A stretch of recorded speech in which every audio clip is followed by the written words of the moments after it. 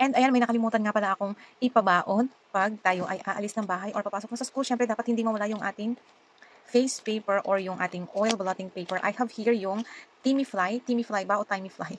Timifly kasi eh. Basta yun. Is very helpful nito para mag-keep natin na fresh yung ating look. So, ganito yung kanyang itsura once we open the box. Ayan. And purple yung pinili ko. May iba-iba din siyang mga variant. Meron charcoal, merong mint, may basta ganun. And pag inopen natin siya, meron siyang mirror na working. Ayan, i-peel off natin ito. And meron siyang, dito, puff, kung saan didikit dyan yung ating, ayan nakikita nyo ba yung ito? Yan, kasi siya, madikit siya. And pag tinanggal natin yan, at kukuha ulit tayo ng bago is, yun, didikit ulit siya. So, try natin. Anyway, wala pa naman tayong hindi pa tayo nag-oil up. Ayan, ganyan.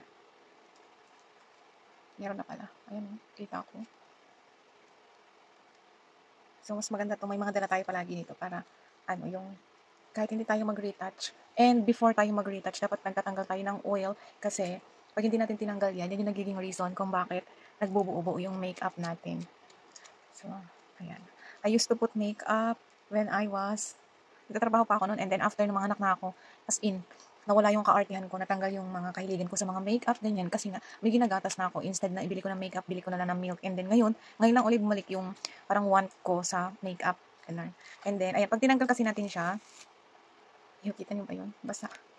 Ayan, pag tinanggal natin siya, ito, sticky siya. So, pag kukuha ulit tayo, didikit lang natin siya na ganyan. Very hygienic siya. And, ayan, di ba? Hindi natin siya kailangang hawakan.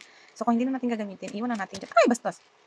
Iwan lang natin dyan. And, ayun, ready na siya for next use natin.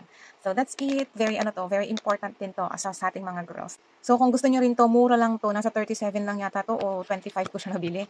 Ayan, nalagay ko na lang yung link ng product na to sa ating description box. Bye-bye!